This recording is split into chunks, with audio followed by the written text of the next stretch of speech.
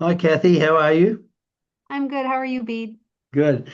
Now, I thought today we might discuss, from what I understand, a very important idea is that that we're suffering from being enclosed in a dream, and we don't know we're dreaming, and we're dreaming of exile. In other words, we're dreaming of a life separate and apart from God.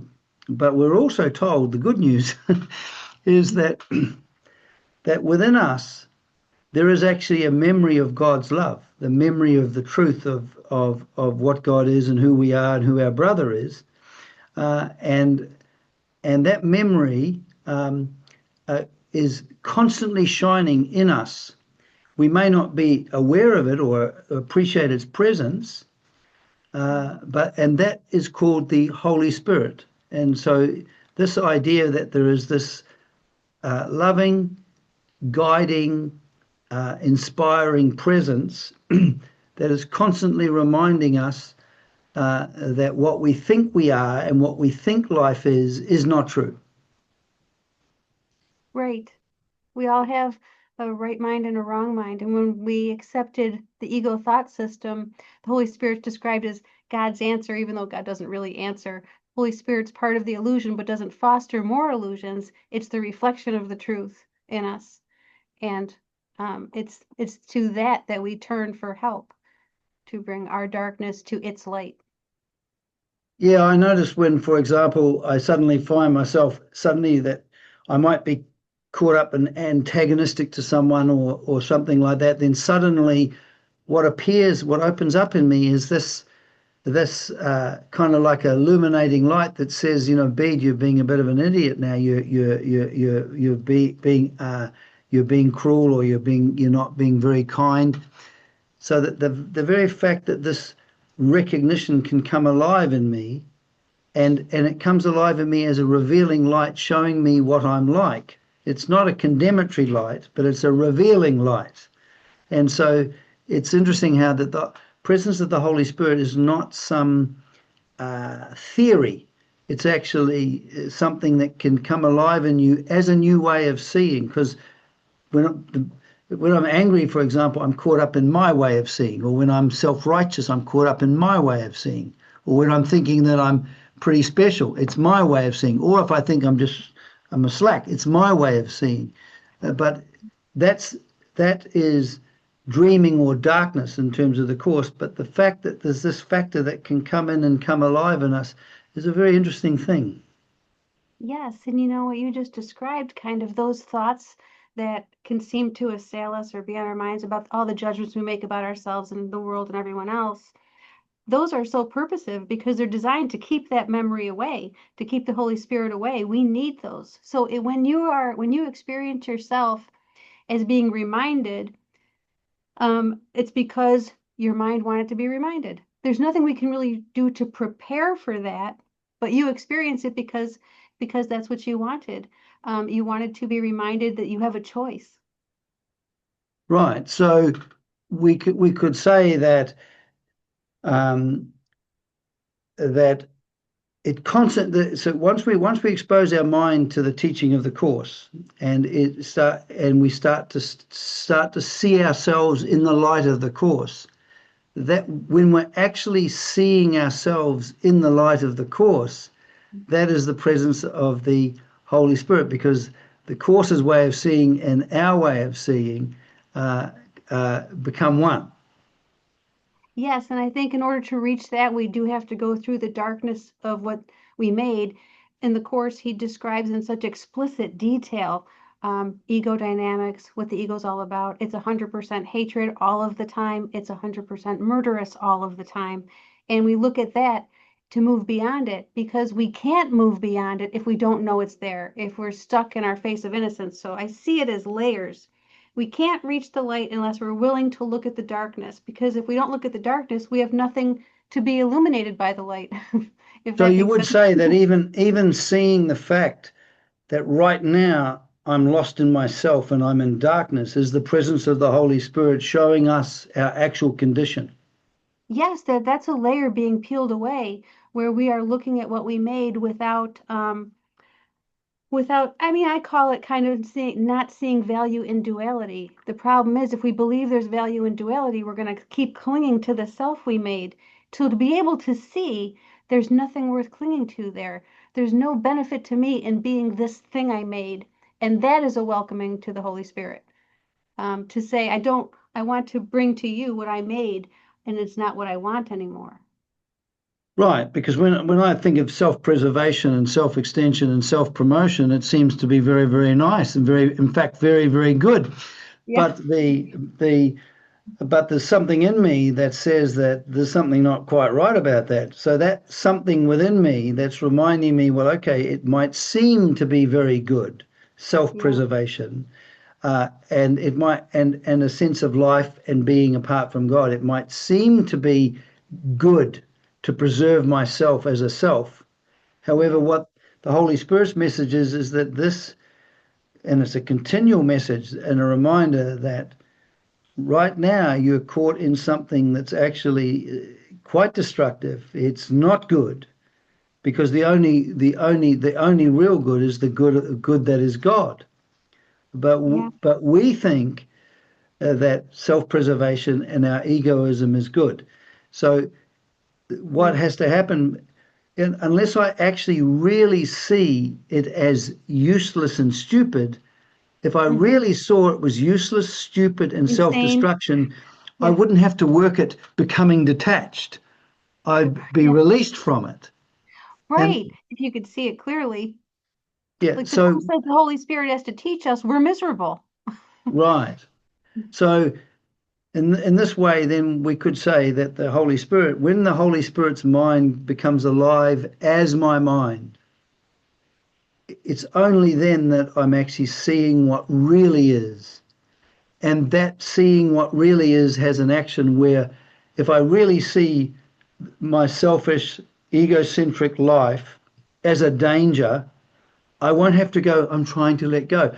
I will want to let go because I Right. see it through the eyes of the Holy Spirit, because I've been illuminated to the fact that what I thought was good isn't good.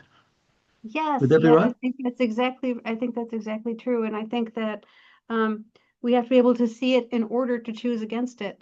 And so I think that's a difficult part because like you said, we initially at least try to cling to ourselves. We all have a split mind. Part of us wants to cling to it, part of us wants to learn the course. And so if we can watch ourselves clinging to it and seeing it that it is destructive, is not making us happy, and is an ugly thought system, then we naturally choose against it. It was interesting. I was having a talk to a friend of mine about the course's idea of this, and he said something interesting. He says, "Well, obviously, a right mind means right, meaning it comes from God. Wrong mind, it comes from our egocentricity or egoism." Yeah. And so we have um, sometimes at one moment I'm enclosed in myself, me, myself, Bede, and I. Do you know what I Hmm. mean? And I'm looking at the world through my eyes. So before the course or before any spiritual teaching, this is my default position, really. I'm looking at myself through my eyes. I'm looking at other people through my eyes. I'm looking at the world through my eyes. Yeah. It seems that what the course does is that it's a teaching that enables a new way of seeing to come alive in us, which is the presence of the Holy Spirit, where Right. I'm no longer, I'm lifted out of my eyes and I can see something entirely different. Would that be right? Yes. And I think that's why the course says that when you practice the course, you become more and more aware that you're happier when you move in that direction than you are when you move in the other direction. So it's that contrast to show you the distinction between joining with the Holy Spirit thought system versus the ego. Even though, it can be said that we're all in our wrong mind, and to be in your right mind is to look upon yourself being in the wrong mind with Jesus. Um, but one thing that Ken also would focus on, and I do think it's important to have a kind of a healthy appreciation for the fact um, that we do cling to our judgments and our grievances and our condemnations, and we love them on some level. And so when you start to have those experiences of the Holy Spirit, it shows you that what you thought you loved. I love seeing guilt outside of me and getting rid of it, and those kinds of worldly Hmm. satisfactions. We never think about it in those terms in our daily lives. I don't think I love, the idea that I've been mistreated or something like that. Hmm. But he would always try to bring that to the forefront. This is what we chose. And so when we look at that, we'll choose again. Yeah, I remember an event. I was 13 years old, and this guy was giving me a really hard time. And he was one of these guys who was like really huge. Do you know what I mean? Like Mm, in those days, there weren't gross. many fat people, but he was really huge. His teeth were sort of separated. Mm, And because I wanted to win, I wanted to attack back. I says, "Yeah, but you're fat, right?" And then mhm. suddenly he just collapsed and goes, "I know, I've tried everything. I don't know what it is." And what happened was I saw it was extremely enjoyable for me to attack and to hurt him. So there was the Yes. will to attack and hurt him, which is my will. I obviously don't, that didn't come from God. Then suddenly there was this is cruel. This is not good what you did. Mhm. And so the there was this, and it wasn't like, oh, I'm not being a nice person. It was actually there was the revelation that I saw the unkindness, that I was being unkind, and on that basis, I had an aversion for the unkindness, and I just stopped being unkind. I didn't become good. I just stopped being unkind. Can you speak to Yeah, I that? think it's very advanced because honestly, I think what happens most of the time is we see ourselves as victims and only lashing out in self-defense. So therefore, if we're being unkind, it's justifiable. And if someone else is, it's an attack on innocence. So I think that for you to be able to see, I think you must have experienced that as uh, you know, kind of a miserable experience for yourself and for the other person. You had that natural empathy, I guess, that I don't think is something that everybody experiences. I think that there's a lot of times we attack and think it's justified. Oh, and after 13, many times I've done that. But what I'm saying, and what was interesting was the blindness to my cruelty and the wish to act cruel, to retaliate, the wish to Yeah. actually harm another person. And then suddenly what came alive in me was the presence of a different kind of life, a different way of seeing. That measured, it was actually like kindness itself measuring the unkindness, going, this isn't good.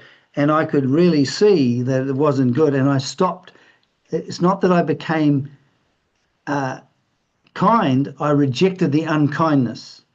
And apparently, Wapnick talks about that we do not, this isn't a course about learning to be loving, it's to deny the denial of love. So, can you speak to that, please? Yeah, I think about that in terms of denying the denial of truth. So I don't deny my bodily experience. I don't deny that I'm angry or depressed or anything that comes along with that. What I can deny is the cause of it. So if I see the cause outside of me, I will attack that cause. And so the course would teach attack is never justified, and you can only attack yourself. That's not our experience of the world at all. People seem to be able to attack each other and harm each other in the world. And so I think that's part of kind of the reversal, denying the cause and effect that we've taught ourselves and withdrawing our projections. So maybe in that moment for you, you could recognize that that person didn't hurt you, and that attack was not justified. On some level, maybe you understood that and you invited in and welcomed a reminder of something else that's not of this world. And so I think that denying, um, uh, denying the denial of truth can only mean denying the cause of my experience. The cause of my experience will always be um, that my experience will be based on either accepting truth or denying truth. And there's no other cause that will ever um, be related to my experience. But again, that's not the way it seems, and that's not the way we move through the world. And I don't think we can ever seem to be good and kind in the world solely because um, the world is always going to be the idea of separation in form. So people will seem to walk about separate and apart. People will seem to attack each other. There will seem to be conflict, but we can learn how not to be deceived by those appearances and have experiences like you described. Right. So, because I remember when I was studying Vedanta in India, the point was that the guru said, people and things never hurt you; they're only instrumental in revealing a pain that's already there. And for his from his viewpoint, that the presence of God is always here, which they called life, light, and fullness, or Satchit Ananda. But the presence I of love God those is always words. there, and that we can rest in that presence. And when we're resting in that presence, we don't find ourselves being upset, and we find ourselves being peaceful. But no external thing can actually kick you away from resting in that presence. That's something that happens to you. So when someone Yeah, does something that you don't like and you suddenly get disturbed, you think the cause is they've disturbed me, but really what's happened is we've actually moved away from resting in God yes, to retaliating and fighting.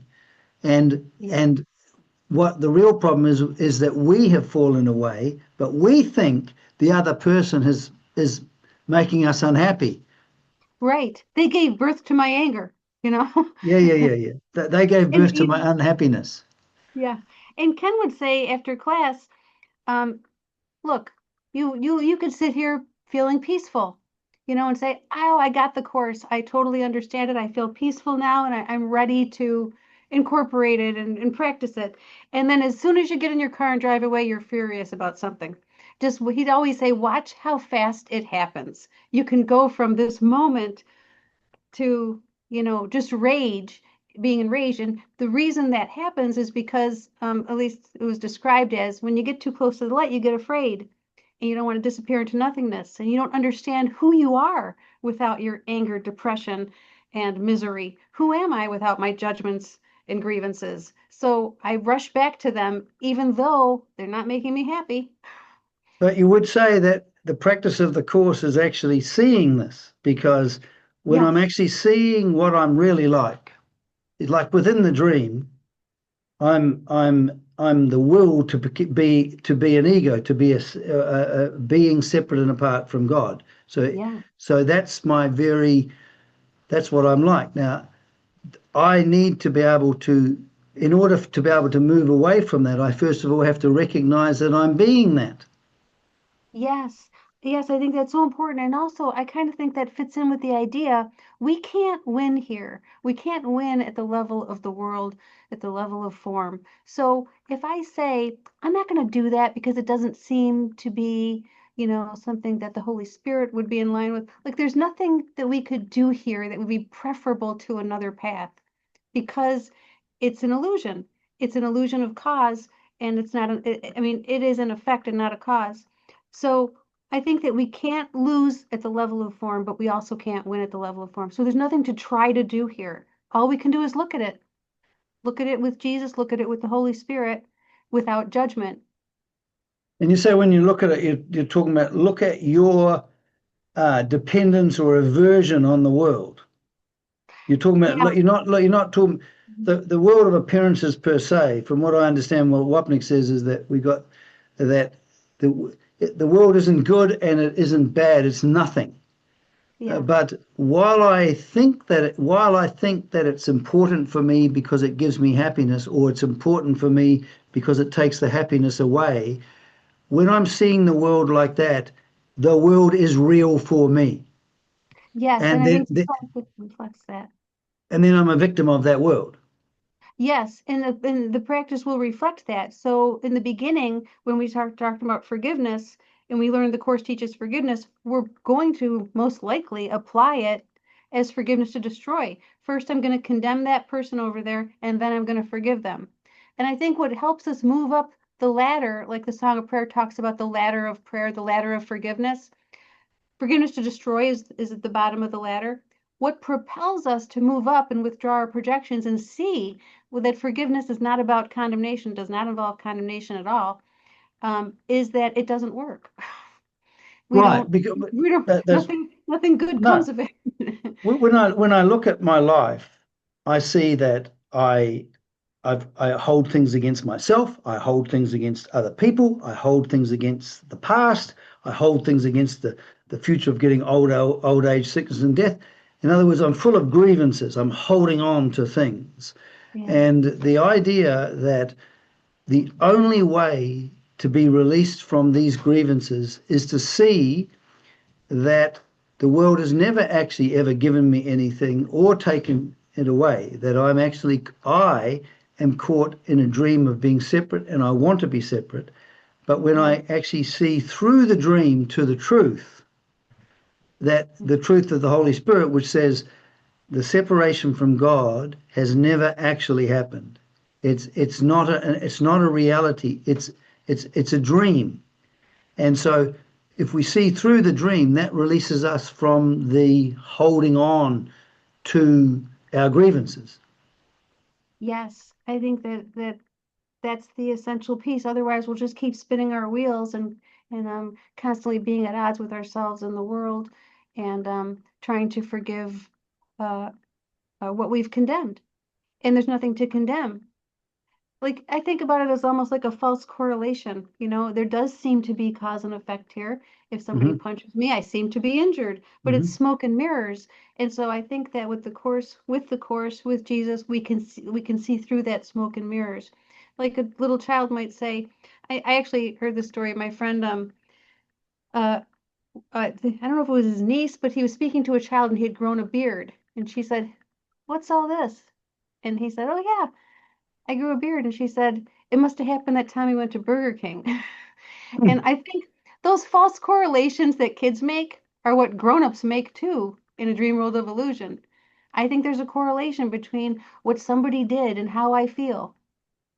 Right. And so when we're talking about the illusion, we're not talking about it as an abstract metaphysical concept. If right here, right now, as I am, I'm experiencing anything other than peace and being accepting, then I can recognize that right now someone said or done something I don't like, I'm upset, and then the Holy Spirit comes alive in me as with the cognition that you were never upset for the reason you think.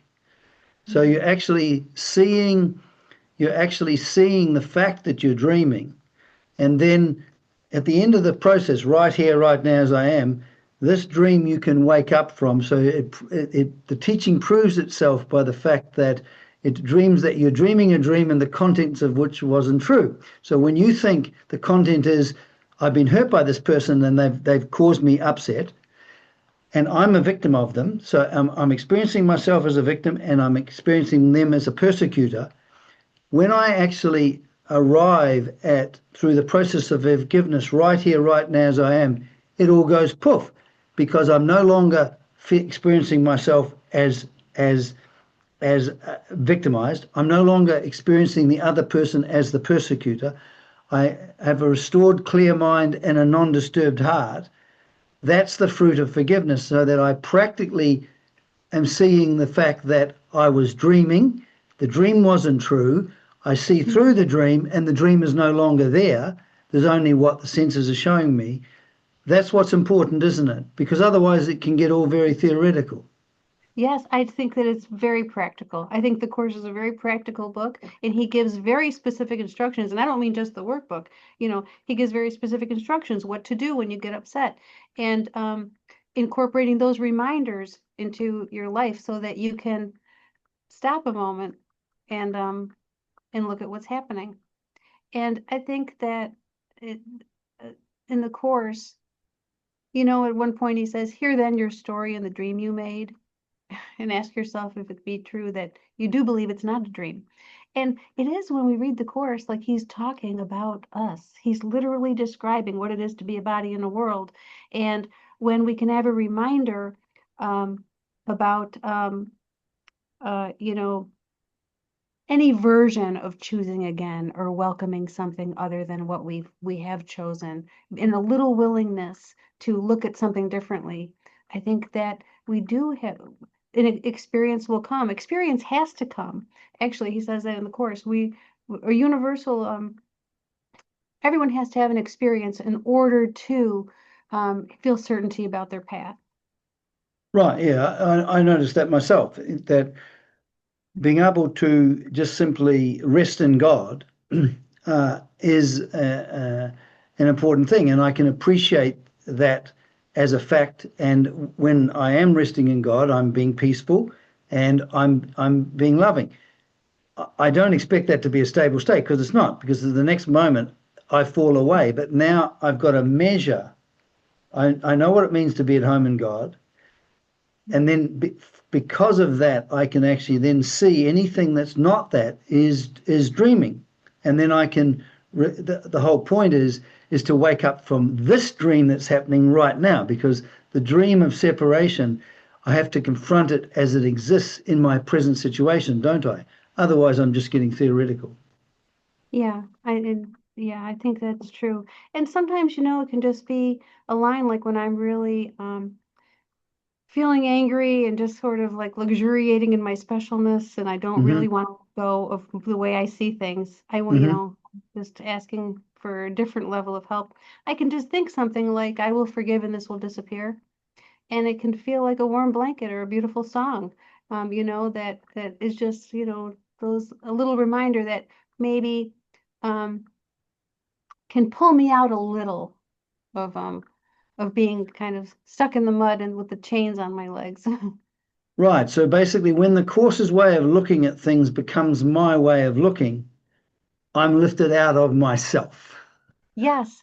And then and then it's practicing. Like when in the fifth stage of the development of trust, he says, um, the thing to do is ask yourself all the time, what is it you really want? And I think everybody should do that. What is it I really want? And maybe sometimes it's not going to be peace. It's going to be, you know what? I want to be mad at this person right now. That's what I really want. Well, that's silly. And so I can recognize that that's a silly, insane thing to want. And that can help me move into, the willingness to turn towards a toward I turn think with in closing, what's important here is that um, Jesus never condemns us as such. He condemns our ignorance. Do you know what I mean? And tries to show us that ignorance is not helpful, and living a life in darkness is not very good, and loving what isn't love really love is stupid. But there's no condemnation in yeah. terms of you are bad, but there is Right. illumination to the fact that you're ignorant, or in other words, stupid, Yeah. and there's no love in your heart, separate and Yeah. apart from God. Right. What we want to make a big deal out of is just silly. Yeah, yeah, yeah. All right, Kathy. Well, thank you very much. Thank you, Bede. Until next time. Bye Bye bye. bye.